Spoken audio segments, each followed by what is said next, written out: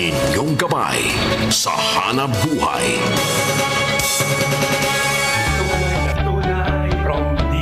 Mula sa DCXL 558 Studio, narito ang programang Basta Promdi, Lodi. Maghahatid ng serbisyo publiko, mga storya at balita ng bawat probinsya. Basta Promdi, Lodi. Ang programang may tunay na malasakit at puso sa bawat probinsya. Kasama ang totoong probinsyano, Congressman Alfred de los Santos. At ang batikang mamamahayag sa radyo-telebisyon, sa Drilon. Basta Promdi, Lodi. Basta Promdi, Lodi. Basta Promdi, Lodi. Isang mapagpalang Biyernes, Pilipinas. TGIF. Sa ngalan ng tinig sa Kongreso at totoong Promdi na si Alfred de los Santos at ang inyong kakampi, si Drilon. Kami po ang inyong mga tagapaghatid ng purong serbisyo publiko sa barangay man, lungsod o kanayunan. Ako ang inyong sandigan, si Jude Bacalso. Magkatuwang nating abutin ang ating pangarap tungo sa magandang bukas. Nako po, mga ka-Promdi, 22 days na lang Pasko na. May mga countdown talaga. Although, well, we have to admit, ang Pilipinas naman ay may longest Christmas season. Pagka tungtong na ng bare months, start na ang countdown. Pero iba pa rin ang nararamdaman natin kung palapit at palapit na. So, 22 days na as of today. Naway maghari at pagbibigyan, ang pagbibigayan at pagmamahal sa ating lahat. Panatilihin po natin buhay ang espiritu ng pagtutulungan at bayanihan, lalo na tayo ay nasa pandemya pa rin. Paalala lang po. Kaya natin itong malampasan basta buo at sama-sama. Alright.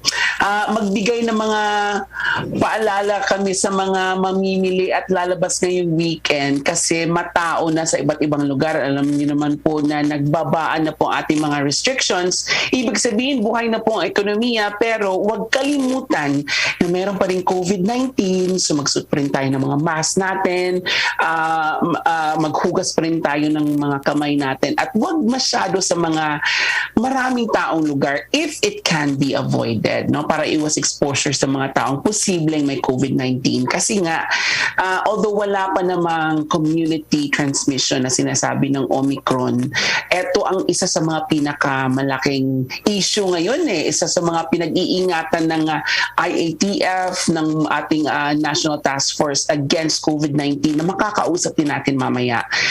Maraming mga agam-agam tungkol dito, maraming kinakabahan.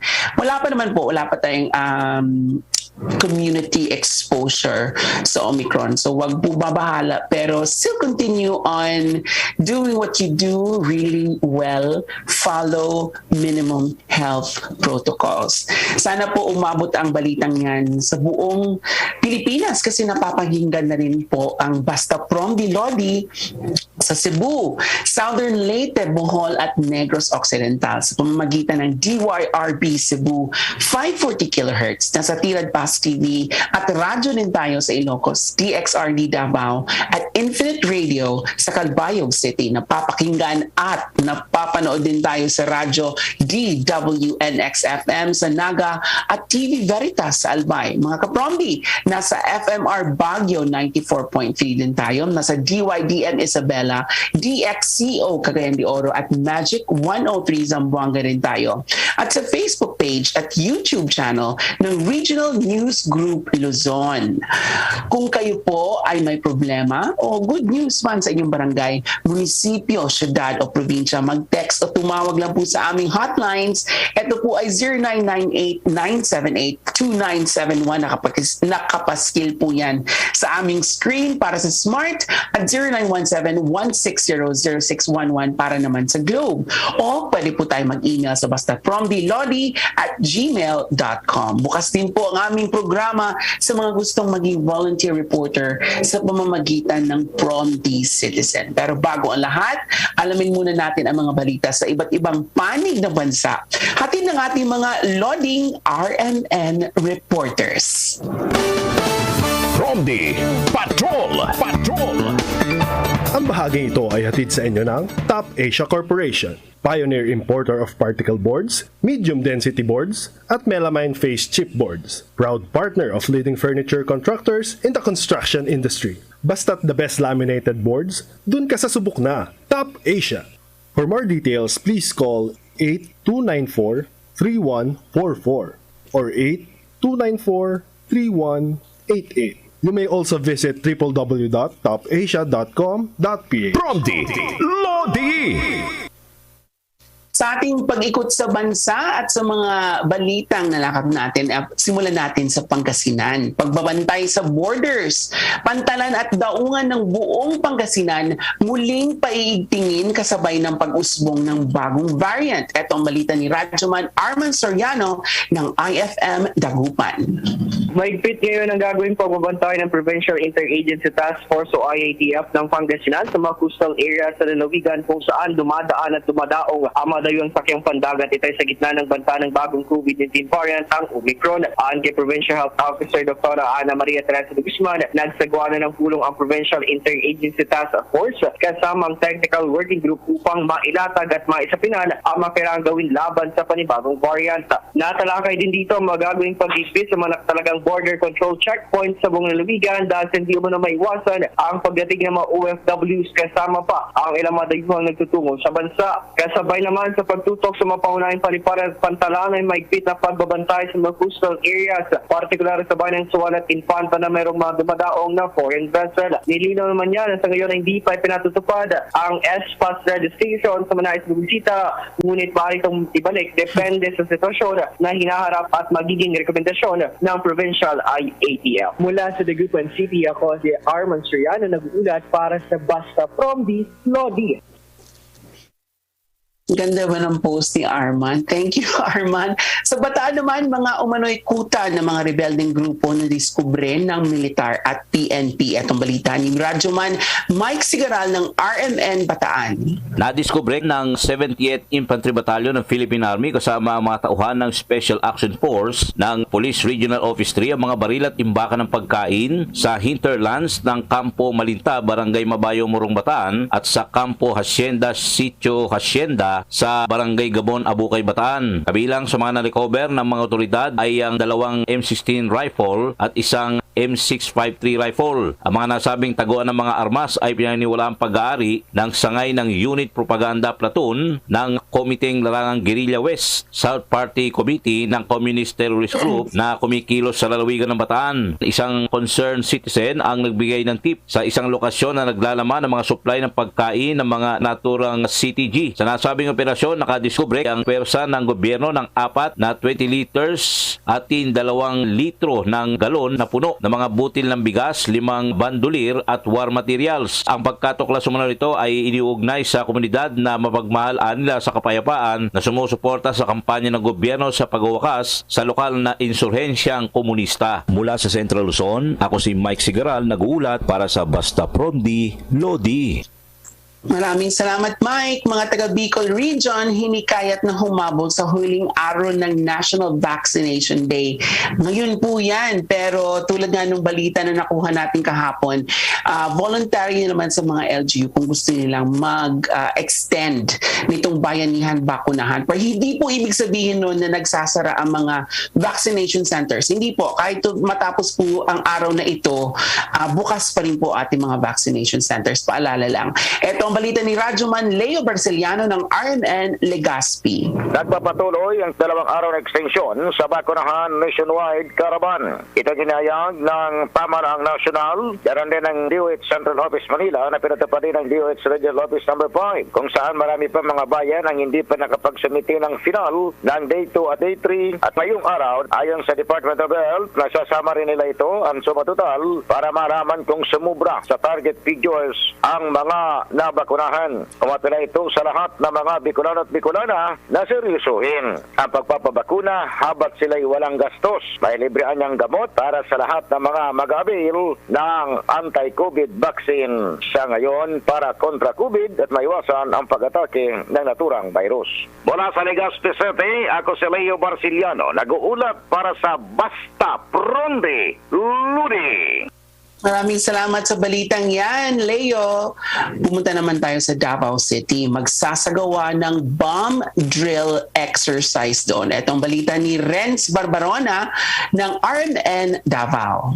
Plus, todo na ang isasagawang simulation exercise o CIMEX o bomb drill dito sa Davao City bukas ng umaga, December 4, 2021. Sa anunsyo ng City Government of Davao, wala man ang dapat ikabahala ang publiko at huwag magpanik. Ayon ba, aasahan ang mabigat na daloy ng trapiko kung kaya't nananawagan ng gobyerno sa kooperasyon ng mga Dabawenyo. Ang nasabing CIMEX ay sasagawa bilang pagpapaigting sa kampanyang Culture of Security. May nakita, dapat magsalita dito sa lungsod ng Davao. Mula sa Davao City, ako si Renz Barbarona, nag-uulat para sa Basta Promdi, Lodi.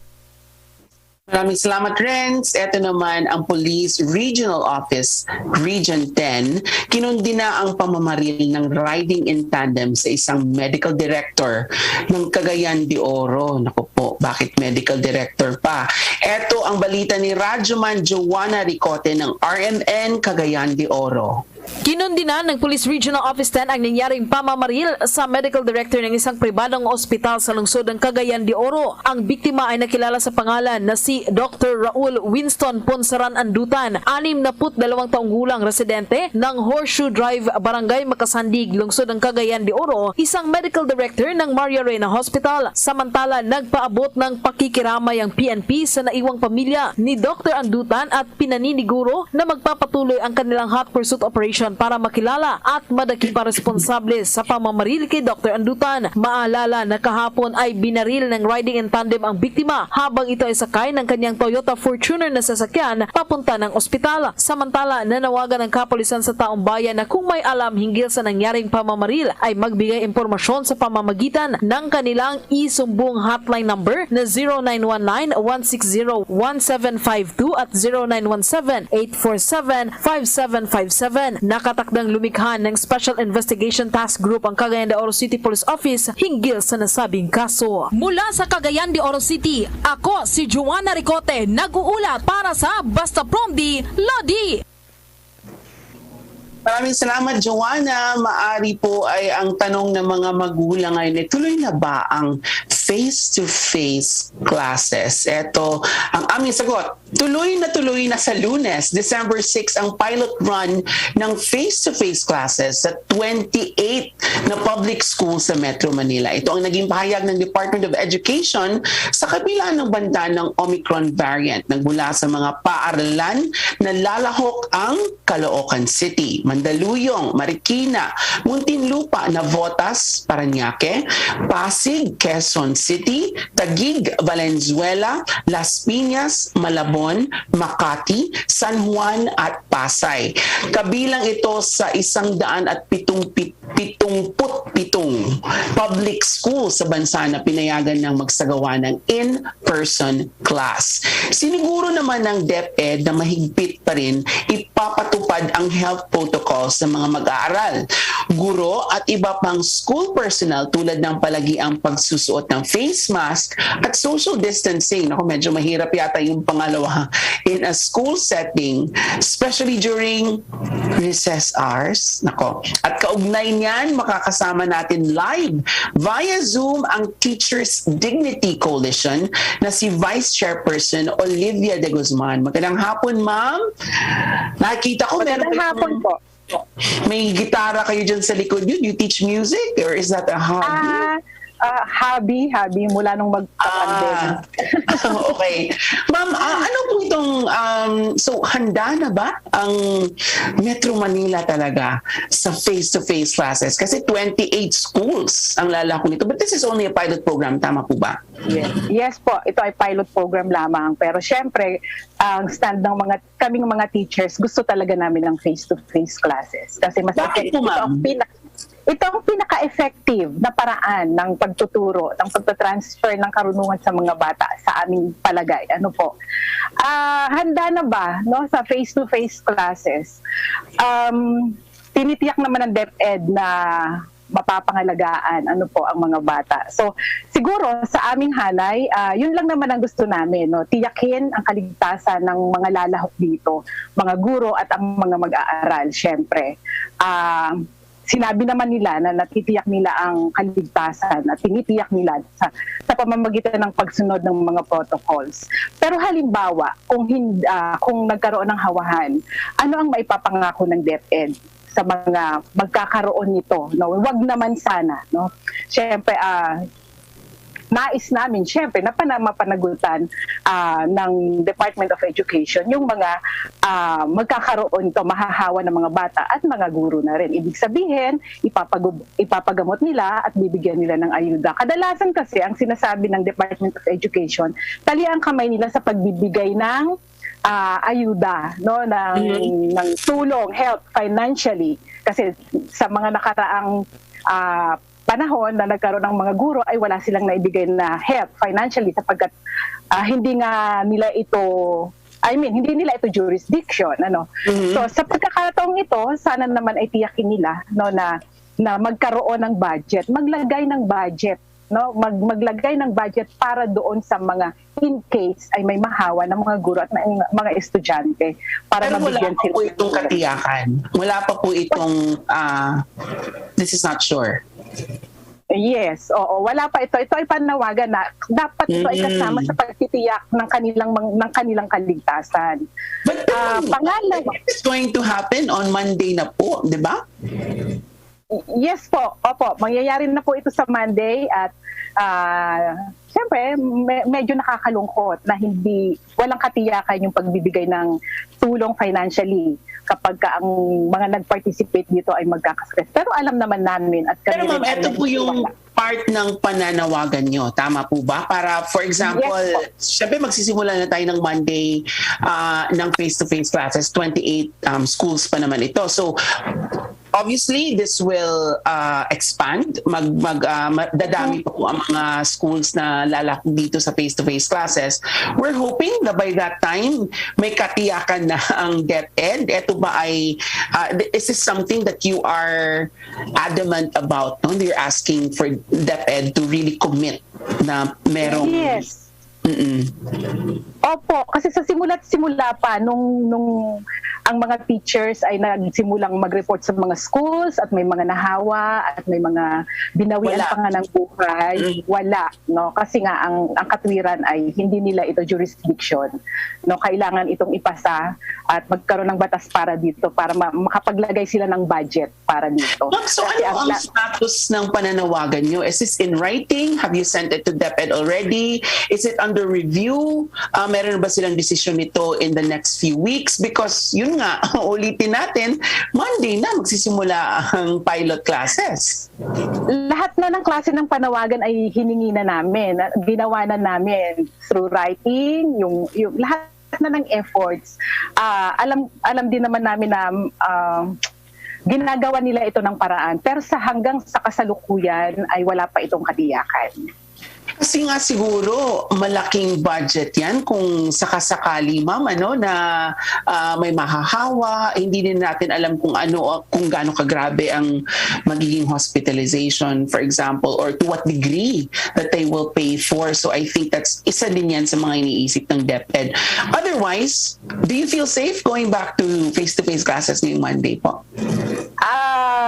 Ang mga teachers naman ay nag-volunteer. So, ibig sabihin, yung mga nag-volunteer na yon na handa sila, no? Siguro, vaccinated naman sila, yun na lang ang tinitingnan at karamihan naman na rin ng mga bata ay sinisimulan ng bakunahan. Pero 12 and above lang yun paano yung mas mabababang level, di ba? Kaya parang half-hearted talaga kami dito sa face-to-face, considering nga yung bagong variant, no? Yes. Hindi ibig sabihin kapag half-hearted ka ay ayaw mo nang gawin, kundi binibigyan mo lang ng diin yung kalagayan mo, kalusugan mo, dahil alam natin buhay ang nakataya dito. Hindi na natin mababalik yun. Sana lang... Hindi lang buhay nyo, no? Buhay din ng mga estudyante. So we're talking about other people. If it's just your kung buhay mo lang parang okay, pwede pang nasa konsensya ko, di ba? Pero kung nasa konsensya mo yung buhay ng ibang Mga bata. lalo na mga bata. Ma'am, yung kasi binanggit nyo volunteer ang mga teachers dito. So hindi lahat ang teachers ang makakapasok, no? So hindi lahat ng classes ang magiging normal. So some will still continue to be online, and is it also true on the side of the students na yung mga estudyante din since they will be asked for parang may express permission yung parents, tama po ba? Yes. Na they will attend classes. So hindi po talaga ito complete, no? Either the teachers are not complete and the students are not complete. Only those that volunteer, tama po ba? Yes po, dahil lalo dito sa Caloocan, because I'm from Caloocan, dalawang school lang naman ang magpa-pilot sa amin, no? Isa sa North Caloocan at isa sa South Caloocan. So, hindi rin lahat ng estudyante papasok kasi limited lang, di ba?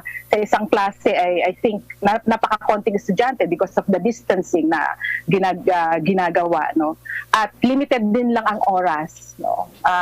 So, ang mga teacher ay, yung mga volunteer teacher, kaunti lang din sila. So, hopefully, bago ito matapos ay makita na kung I don't know kung paano titingnan kung successful ba ito o hindi. So, kasi yung piloting na ano yung parameters, ano? Yun nga isatanong ko sana kung what are the parameters that you will say that this is successful? Siguro the learning curve ng mga estudyante because well, sabi nyo nga, it really is more effective kasi after almost 2 years ng face-to-face classes, I'm sure iba pa rin ang social interaction. At kung yung nakaharap mo yung mga estudyante mo sa pagpapaabot ng mga leksyon sa kanila, would you have any idea kung anong tinitingnan nilang parameters na okay, successful tayo, pwede na tayo magdagdag ng 28 ulit? Paano po yan, ma'am? Actually, yun din ang hinihingi namin kasi nung nag-pilot sa mga provinces, yung mga low areas, where hindi naman nila, wala namang analysis, wala silang nilabas. As far as we are concerned, wala naman silang inilabas na analysis na, okay, eto ang nangyari doon sa nag-pilot tayo sa mga provinces earlier na una. So, parang sana merong ganon para nakita natin na, sige, kaya na talaga nating mag-pilot dito sa NCR, the high-risk area. So, walang ganon eh. So, paano ba natin malalaman? That's a little concerning ano? Kasi may nauna ng pilot dito kasi binalita namin dito sa show, no, na merong, I think 100 yung nationwide, yung kauna-unahang face-to-face classes. So, dapat nga, scientifically speaking, merong resulta galing doon at binigyan na naman ng ulit ng, expansion for these other 28 schools. So, wala pala. Wala pang naibibigay na datos. Yeah, as far as we are concerned, no, hindi namin alam kung ano nga yung parameter na ito ay successful. Pero siguro sa successful, tinitingnan na lang namin na gano'n kasi pinayagan nila ang NCR to pilot also. So maaaring successful. Kung paano, we do not know kung paano, baka yung transmission, baka walang transmission, or yung learning, though limited ang mga bata, napaka-konti nila, hindi mo naman makikita agad yun in 2 months time, di ba? Yes. Maaaring ganon. Ganon na lang namin tinitingnan ito, positively. One question, ano nangyayari dun sa ibang mga bata na hindi nakakasama sa face-to-face classes? So, continue yung kanilang, sabay ba yan? Habang may face-to-face classes, a camera is on the classroom para meron ding online classes? Ganun po ba? Iba yung teacher na mag-handle nun, no? Iba rin yung mga teachers na nag-handle ng online classes. So, mas marami naman kasi sa setup ng public schools, mas marami naman kasi ang pumili ng modular. So, pag modular naman kasi yung module lang. So, sa online classes naman, tuloy lang din yung online classes. At bukod doon, yun pang yung face-to-face classes na ipapilot ng DepEd. So we're saying na at least all the students that have enrolled are being serviced, no? Either face-to-face classes sila or they have their modules, which tama po ba, inuuwi nila yung mga modules at yung hinahatid ng mga teachers, no? Na house to house na hinahatid ng mga teachers for online classes, which is they turn on their computer. Ito naman maganda lang kung meron kang pambayad sa internet kasi alam ko meron na mga connection na malakas. Oo, may connection na malakas. So these are the three methods that we are implementing now to at least, pwede natin sabihin na we're trying to service all our students. Ma'am, panghuling salita na lang po sa ating mga viewers. Ano po ang ating, again, pwede nyo ulitin yung panawagan nyo sa DepEd and maybe a few words of encouragement to our volunteer teachers. Yes. Ayan, maraming salamat. Samantalahin ko ang pagkakataon sa pagharap natin sa aking mga kaguro, sa pagharap natin ng face-to-face classes. No, ito naman ay piloting lang. Maraming salamat doon sa mga matatapang na guro na nag-volunteer to teach. Bagamat alam ko maraming guro ang willing na gawin ito, limited lang naman ang kailangan. So hindi lahat ay mapagbibigyan. Mag-ingat po tayo, no, lagi natin isipin at gawin yung mga protocols, health protocols na kailangan natin gawin. Paalalahanan lagi ang mga bata. Ang mga magulang, importante po na samahan nyo kami sa face-to-face classes na ito at talagang walang tigil ang pagpapaalala sa mga bata. So alam natin mga bata yan, sa huli siguro inaasahan natin. Kahit nga matanda, ma'am, may nakakalimot Di ba? Actually, opo. Lalo na ngayon, no, sa mga malls, grabe, kahit saan, grabe na. Wag po natin kalimutan na nagluwag lang ang ating alert level dahil sa ating ekonomiya at hindi dahil wala na yung virus. Nandyan po ang virus at may bago na naman tayong variant na alam natin na mas delikado ito. So panatilihin po natin na tayo ay nag-iingat sa kagawaran ng edukasyon, sa DepEd po, inaasahan po namin na yun pong kapakanan ng mga guro at ng mga estudyante na lalahok dito ay bibigyan niyo po ng pangunang pansin, ang kanilang kaligtasan. So, yun lamang po. Maraming salamat. At Maraming salamat po at mabuhay kayong mga bagong bayani. No? Hindi tayo nauubusan ng bagong bayani sa Pilipinas. Hindi na ngayon, hindi lang nurses at doctors to, pati ng mga guro natin na sumasabak dyan. Yun po ang Vice Chairperson ng Teachers Dignity Coalition na si Ma'am Olivia de Guzman. Maraming salamat po. Ang antiviral drug na Molnupiravir, epektibo daw panlaban sa Omicron COVID variant. Napakasarap naman pakinggan yan sa tenga. At bagong testing at quarantine protocols, aprobado na ng Interagency Task Force. Ang kabuang detalye ng mga balitang yan sa pagbabalik lang ng Basta Promdi. Wala akong katapunan. Akin, Lodi. Akong trend. Tunay na tunay, Promdi. Ang programang may tunay na malasakit at puso sa bawat probinsya. Basta Promdi, Lodi! Sugar, creamer, coffee, sugar, creamer, coffee. Bored at home? Counting 3 in 1s. Count 3 sets of Warrior 3 pose. 8, 9, 10. Maintain your yoga fitness even while on lockdown. Feel the surge at home. Work out with our celebrity coaches and join your favorite classes like yoga, high-intensity interval training, Zumba, and more. For more information, check out our Facebook page, Surge Lifestyle PH. I feel the surge at home. Bahaging ito ay hatid sa inyo ng Alfred Primecon Construction. Hanap po ba ay dekalidad na pabahay, kalsada, o anumang infrastruktura? Sa Alfred, siguradong dekalidad ang kagamitan at serbisyo. Alfred Primecon Construction. Kaagapay sa dekalidad na pag-asenso. Atin to! Na rin ang ating narating sa pagpapagaling ng bayan.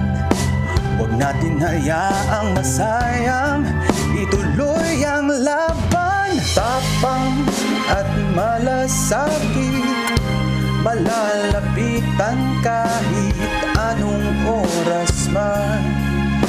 Kami inyong maaasahan.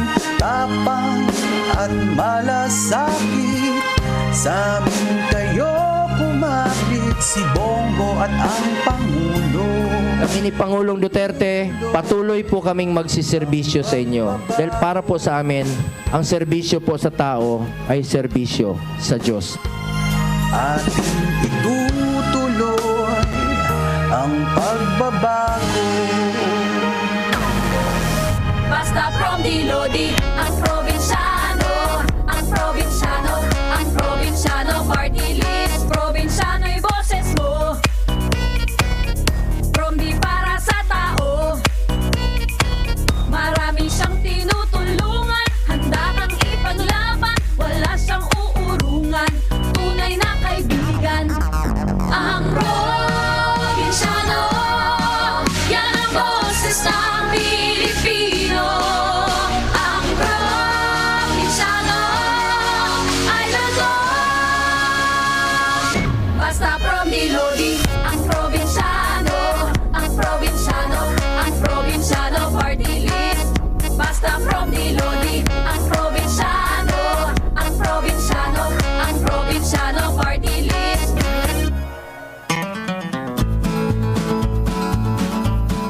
Ang probinsyano, halaba iton pasensya. Kay waray man instant ha probinsya. Ang probinsyano, mababaw ang kaligayahan, makalanghap lang ng sariwang hangin, at makakain ng lutong angin. Ang probinsyano ay laging proud sa aming pinanggalingan.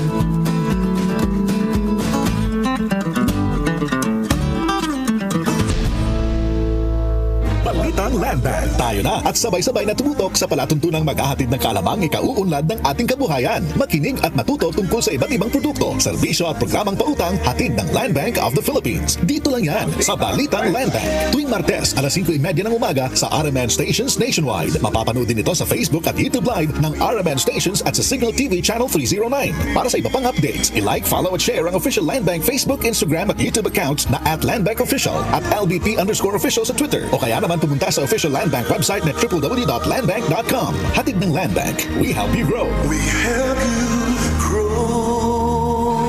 Tunay na tunay, Promdi. Ang programang may tunay na malasakit at puso sa bawat probinsya. Basta Promdi, Lodi!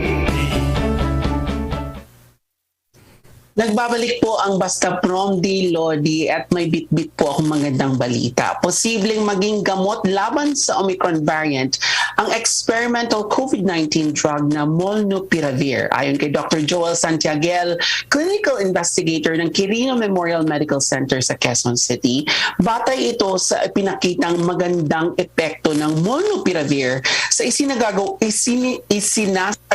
third phase ng global study. Paglilinaw naman ni Santiaguel na wala pang ginagawang pag-aaral sa epekto ng nasabing gamot laban sa bagong variant. Ang Molnupiravir ang unang oral antiviral drug na napatunayang nakakapigil sa paglala ng mga mild at moderate COVID-19 cases at ang posibleng pagkasawi ng pasyente.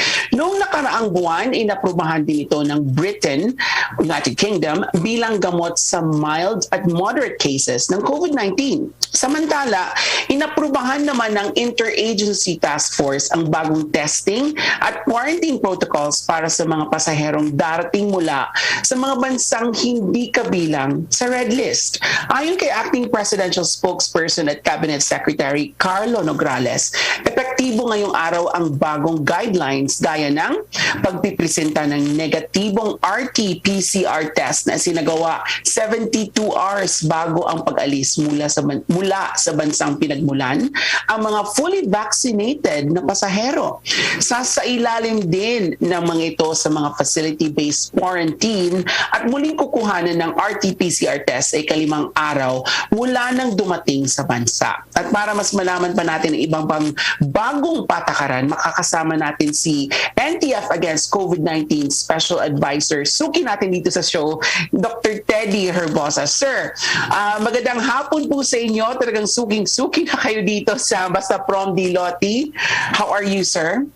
I'm fine and thank you for inviting me again, Jude. And Ses, thank you very much. Basta naman nag-imbita ang Promdi Lodi, oo kaagad ako para makausap natin ang mga taga-Promdi na nakikinig sa inyo. Oo. Subukan nating i-explain po natin, mapaliwanagan po natin yung mga ka-Promdi natin. Unang-una, pwede ba akong magtanong tungkol sa Molnupiravir, Doc, no? Because you're a doctor, no?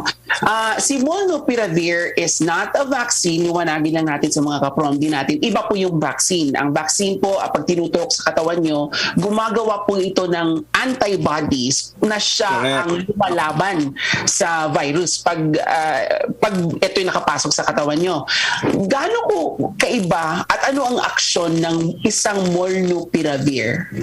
Magandang tanong, no? Ang Molnupiravir ay nasa class ng drugs na tinatawag na antiviral. Siguro nadinig nyo na yung antibiotic. Mas kilala yung antibiotic. Mas kilala siya doon, yes. Ang antibiotic, pag bacteria ang mikrobyo na nag-i-cause ng infection. So, iba't ibang klase ang antibiotic at napakarami, di ba? Napakaraming nire-reseta ng mga doktor na antibiotic. Itong mga antiviral, kakaunti lang at kadalasan ginagamit ng kagaya ng Tamiflu, isa pong antiviral yan, at ginamit din natin yung Avigan, antiviral, ginagamit sa mga flu, sa trangkaso, at herpes, at saka sa iba pang infectious disease. Pero ang molnupiravir, ang unang-unang antiviral, is specific po para dito sa COVID-19. Why? Ang ginagawa niya ay pag napasok ang katawan mo ng SARS-CoV-2, yung virus na nagkakos ng COVID-19, binablock niya yung RNA transcription, yung isang enzyme na nag-help mag-replicate, nagpapadami. Kasi magkakaroon kang simptomas pag dumami ang virus sa katawan mo. So pag eto, Doc, ay ininom mo, yung mekanismo na magpaparami ng virus, yung RNA transcriptase, blocking.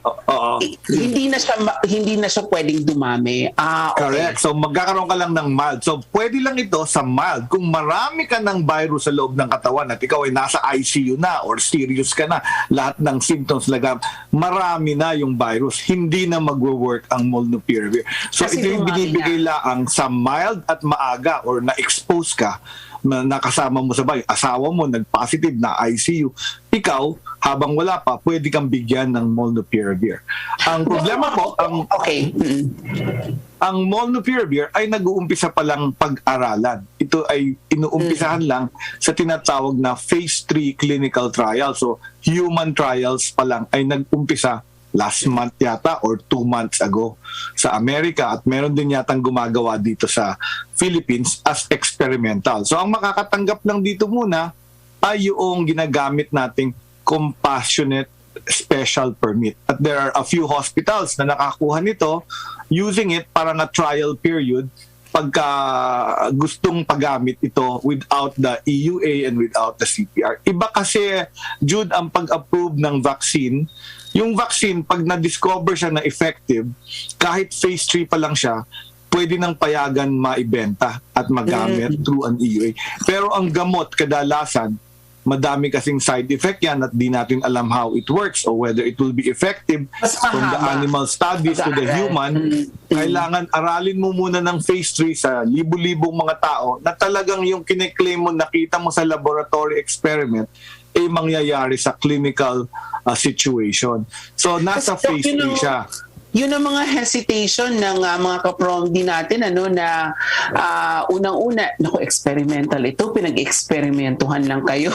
Ang ibig sabihin po niyan is, nasa stage 3 siya, phase 3 ng trial. Phase 3 clinical trial, human trials. Human trials. So para malaman natin kung ano ang epekto niya sa tao. Pero ang gusto lang natin ipaalala sa kanila, so compared to the virus, subok pa rin ng vaccines, subok pa rin ang mga vaccines, Doc, di ba? Kasi baka pwede lang sabihin, ayoko magpa-vaccine, total may molnupiravir na. Tama po ba itong attitude na ito, Doc?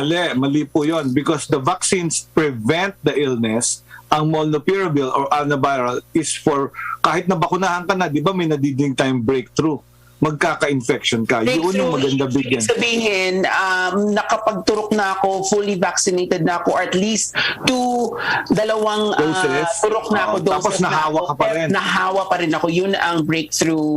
Breakthrough infection yun. Yun ang maganda bigyan ng molnupiravir. Kasi nga, mild pa yung symptoms mo, uunahan mo na para hindi na dumama yung virus at hindi ka na maging serious. Kasi ang illness or yung pathogenesis, yung kaya pag sumasama ang katawan, pag dumami na yung virus sa loob ng katawan mo. Kasi aapektuhan na lahat ng organ. So magandang, in other words, dagdag sa armamentarium natin ng mga doktor na gamit panlaban sa ano. Kasi kung nabakunahan ka na, pwede ka pa rin ma-infect. Kung ayaw mo mag-mask, nai-infect ka pa rin. So, kailangan nagmamask tayo at nagpapabakuna tayo. Tsaka, mag-wave. Kailangan magpa-booster. And yun ang good news today, no? Starting today, December 3, all Filipinos na nabakunahan 6 months ago ng second dose ay pwede nang kumuha ng kanilang booster dose. So, mga Promdi, magparehistro na kayo sa mga LGU nyo kung kayo ay 6 months ago. So, ako, that includes me because my second dose was 6 months ago. Yes. Hindi na ako maghihintay ng A1, A4, mga ganon. Hindi na. No, general. Starting December 3 today, we are now approving the booster doses of the general population na nabakunahan 6 months ago for the other vaccines, at except for Janssen, 3 months lang Janssen pwede na magpa-booster sa J&J or Janssen. Ang gandang balita naman yan. Actually, kanina... madami tayong bakuna eh. We have plenty of vaccines, so pwede na kayong magparehistro sa LGU mo. And I suggest, pumunta kayo dun sa LGU. May isa pang magandang balita dun. You don't have to get the same brand. You can mix. So kung nakakuha ka ng Sinovac noon, pwede kang kumuha ng Pfizer, Moderna, or Astra as your booster dose. So yan ang recommendations ng Department of Health ngayon.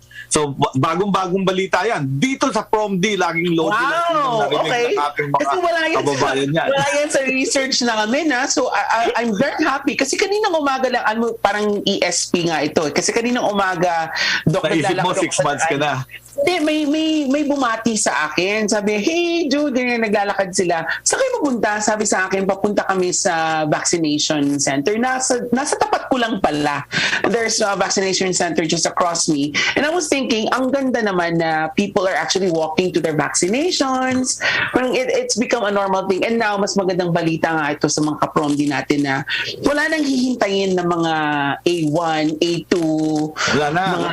Inaprubahan na lahat. Today. And this is because of Omicron. Nagka-thank you ako kay Omicron variant.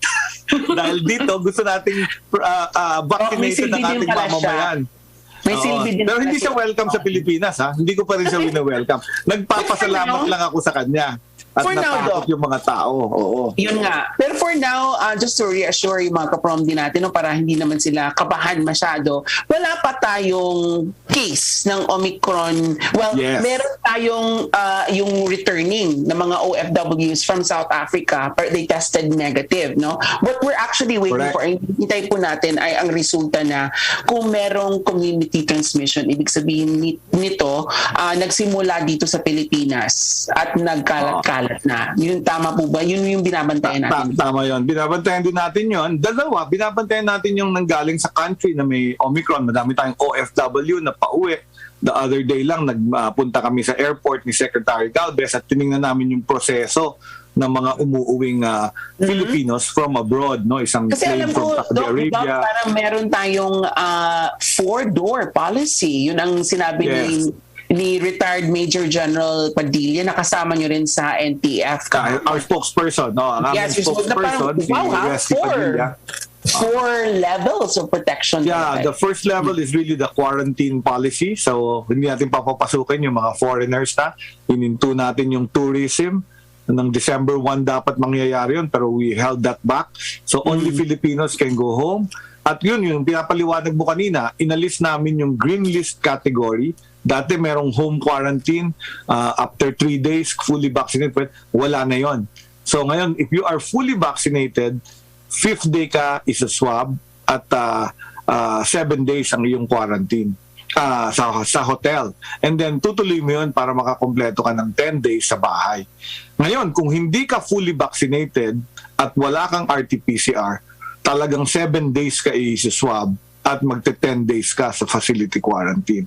So mas mapapagastos yung mga kababayan. So ang payo ko, magpa-PCR na kayo at dalhin yung vaccination card. So may proseso doon, nakita ko sa airport kung paano ginagawa. May digital QR code na yung mga pasahero from their country of origin. At doon sa digital QR code nila, yung S-Pass nila, ina-upload na nila yung vaccination card nila, ina-upload na nila yung negative PCR test nila. At less than 1 minute, pag binaril nung personnel dun sa quarantine, pag binaril yung barcode, yung QR code, kaba naman yung binaril. Ganun lang. Ni-read.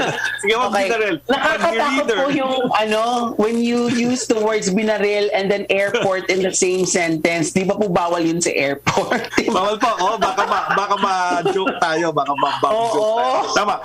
Hindi binaril. Ni-reader. Ginamit ang QR code reader. Yung QR code reader kasi parang baril, di ba? So, iwasan natin yun. Kabahan ng mga kapromdi natin nun. Sabi ni Doc Herbosa, babarilin sa airport. Babarilin po yung QR code kayo naman. May reader ng QR code. You read yung QR code either sa phone mo or sa printout mo at makikita lahat ng data mo doon. At then pagka kompleto ng data, kung OFW ka, ma-assignan ka ng OWA ng hotel. Hindi mo babayaran yon. So yung ating mga kababayang... Libre po yun, no? Libre pag OFW ka. OWA nagbabayad nun. Pero kung ikaw ay turista or consultant or mayamang Ganon. So ganun nga, maganda yung proseso, mabilis. So we are not accepting foreigners muna. Block na naman sila. Bawal yung mga turista na may 30-day, 60-day visa passport, no? Yung passport na allowed to enter. Binawi yun. Dapat December 1 mag-uumpisa. Handa na nga yung mga resort at hotel na mga Boracay at Bohol. Natigilan yun. Hopefully, baka pupunta kayo dito sa mga probinsya na yan. Pwede pa naman pag domestic travel doon sa mga beach. At hindi na kailangan ng PCR test ngayon. Vaccination card na lang ang dadalhin nyo doon sa mga tourist destination. For the holidays, baka gusto mong pumunta dito sa mga tourist sites natin, pwede na. Dalhin nyo lang yung vaccination card. And hopefully, pati ikaw, dala mo na pati yung booster shot card mo, which will be your third dose. Sana. Meron nga ako ng yellow passport, Doc. For abroad yan. For abroad tama nga yan. yung mothers know best talaga. Kasi meron akong vaccination card. Sabi niya, huwag mo muna ipalaminate kasi magkaka-third dose ka pa niyan Saka mo na ipalaminate yan. Just take a picture of it. And then... Ako pinalaminate ko yung 2 doses Tapos binigyan ako ng bago. So ngayon, hindi cardboard na naman yung hawak ko. So papalaminate ko na yung aking 3 doses. Ginawa nila doon, nag-print out sila ng bagong card, the same data, pero lumabas yung first 2 doses ko doon at yung pangatlong dose. So ganun yung ginawa sa vaccination site ko. Naka-record lahat kasi nasa computer. Kaya nga ang suggestion ko, best to get your booster shot kung saan mo nakuha yung primary mo. Yun ang advice ko sa mga kababayan natin. Kasi iba namimili Pwede ko bang kunin sa iba? Wala silang record nung previous mo. Yung magkakaroon ka ng 2 card. So, ganon. Okay. Maraming salamat po for all of the good news. And ako, nakascoop ako. Sayang wala si Ses. Ako ang nakascoop. Na mga Promdi, starting today pala, lahat buong Pilipinas pwede na pong pumila. Pwede na pumila dun sa kanilang booster shot or at least 3rd dose na walang hihintayin na A1, A2 or any category. Pero 6 months 6 months Jude, 6 months after. Dapat 6 months or more after your last dose. So ito yung mga nabakunahan nung Mayo. Ako yun. June. Pwede. December na nga pala June 3. June 3 or earlier. Kasi December 3, diba? 6 months. June 3 or earlier, pwede na tayong magpa-booster shot. Okay. Naku, maraming salamat po sa mga balitang yan. Ayan po si NTF Against COVID-19 Special Advisor Dr. Ted Herbosa. Maraming salamat, sir. Maraming salamat din, Jude. And abangan mamaya mga ka-Promdi, kwento ng binatilyong magsasaka na academic achiever. Parang lolo ko lang. Di ba? Etong kwento ng lolo ko si Dr. Romulo Davide na magsasaka, academic achiever din at malamang papunta na rin siya dyan. Ito lang po ang sa pagbabalik ng Basta Promdi, Lodi. Ang programang may tunay na malasakit at puso sa bawat probinsya. Basta Promdi, Lodi! Sugar, creamer, coffee. Sugar, creamer, coffee. Bored at home? Counting 3 in 1s. Count 3 sets of Warrior 3 pose. 8, 9, 10. Maintain your yoga fitness even while on lockdown. Feel the surge at home. Work out with our celebrity coaches and join your favorite classes like yoga, high-intensity interval training, Zumba, and more. For more information, check out our Facebook page, Surge Lifestyle PH. I feel the surge at home. Ang programang ito ay hatid sa inyo ng Macapa Corporation. Isa sa mga nangunguna sa industriya ng construction at nakilala dahil sa dekalidad ng mga proyekto nito tulad ng paggawa ng mga tulay, kalsada, dike at marami pang iba. Simula 2001, ang Macapa Corporation ay katuwang nyo sa pagpanday ng inyong bisyon at pangangailangan. Bong, yung naumpisahan ko, tapusin mo. Mga bagong highway, tulay, tren, dapat ma-enjoy na kaagad ng mga tao yan. Kailangan lahat bakunado at laging may ayuda pag kailangan. Huwag dapat makabalik ang mga drug lords para ligtas ang pamilya. Yung ginawa mong malasakit centers, maganda yan. Padamihin mo pa. Magkasama tayo. Tayo ang nagsimula. Tuloy-tuloy lang. Boom. Basta Promdi, Lodi, ang probinsya.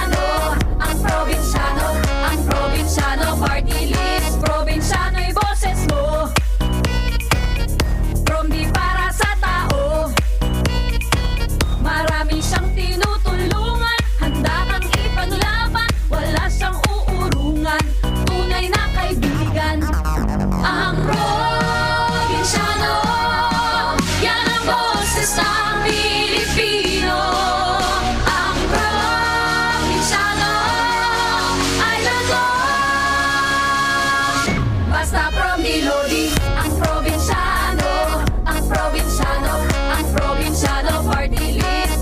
Basta Promdi, Lodi, ang probinsyano, ang probinsyano, ang probinsyano party list. Ang probinsyano, pag gumasinso sa bilay, simpleng hinahanap na kalikatan. Ang probinsyano ay halabang pasensya. Iyuta o halaman instant sa probinsya. Ang probinsyano, di rin naaawod nga magyakan nga may punto. Ang probinsyano, nagmamata sa tigaok sa manok, hasta sa mga huni sa tamsi. I am John Lester A. Areliaga. I am from Princess Orduhan, Nara, Palawan. Tunay na tunay, Promdi. Ang programang may tunay na malasakit at puso sa bawat probinsya. Basta Promdi, Lodi!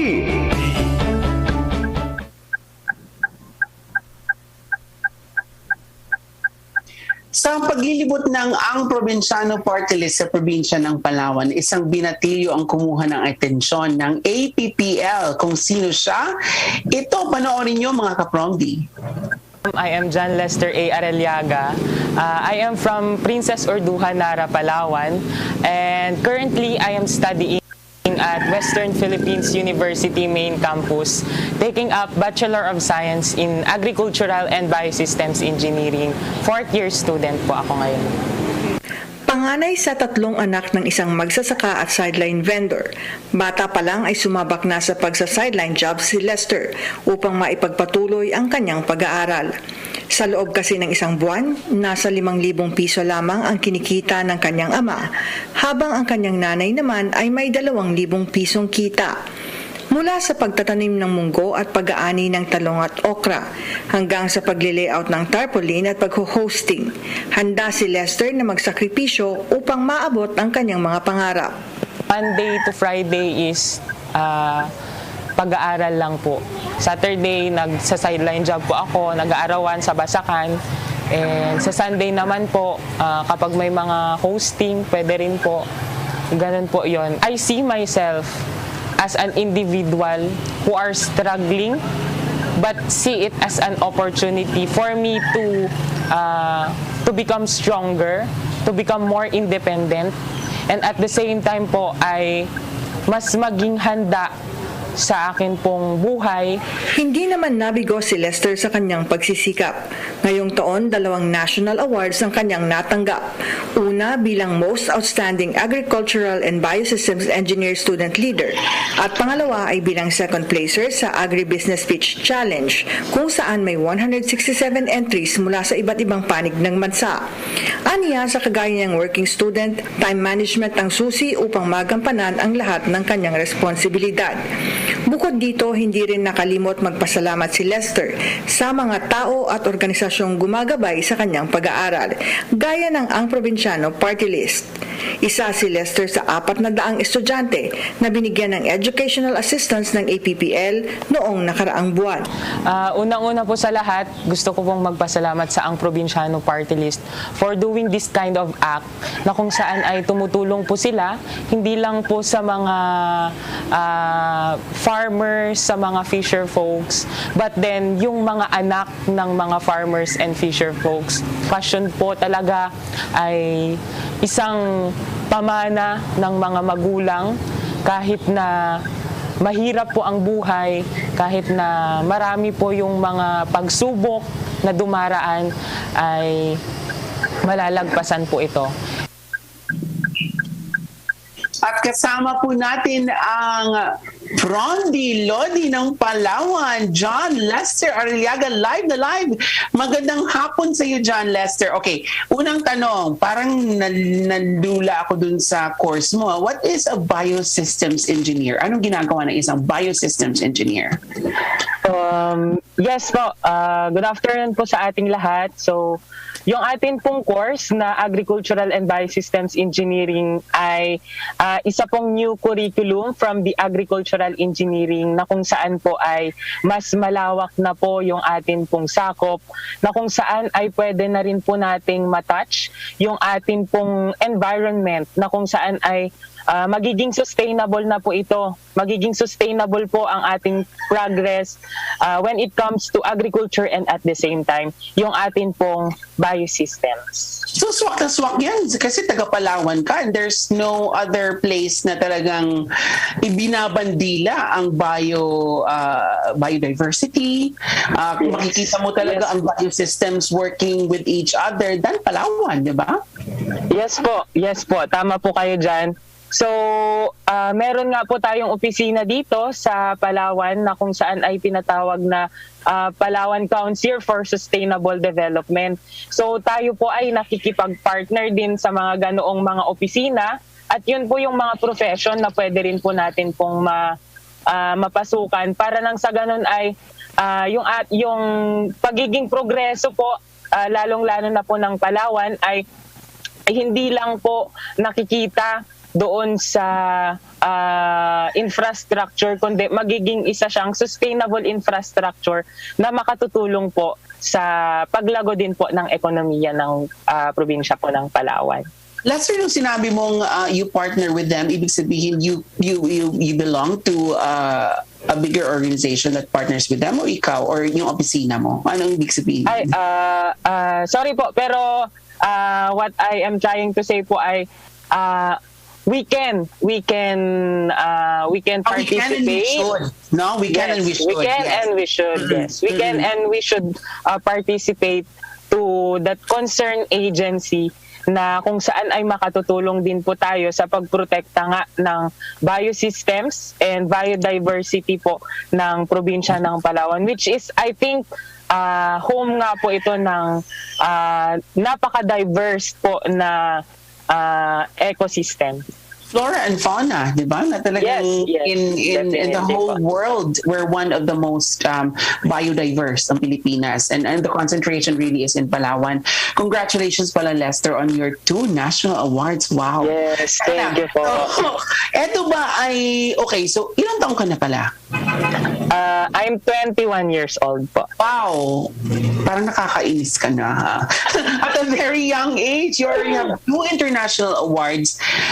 Ito ba'y nakakabukas ng pintuan sa'yo? Kasi para sa akin na if you win an award, it's both for your country and then it's also for yourself. Di ba na nakatulong ba ito tulad ng financial help na nabigay ng APPL sa'yo? You've been a recipient of it for a while ng APPL din pala?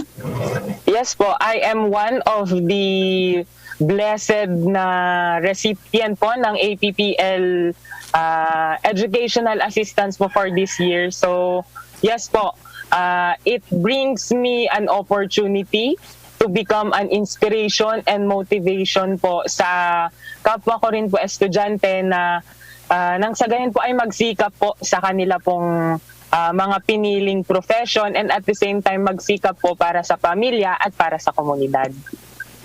Anong panghuling salita mo lang doon sa mga tumulong sa iyo? No? Because I'm hoping that with these 2 awards under your belt, nasa Palawan ka pa na napaka-significant ng course mo. Diba? Parang kung nag-aral ka ng biosystems, nasa ibang lugar ka, if you're in an urban area, you really have to go. Of course, may biosystems pa rin sa urban area, but then hindi mo makikita to in play as much as it is in Palawan. So parang Lester, you in the perfect place at the perfect time for this, no?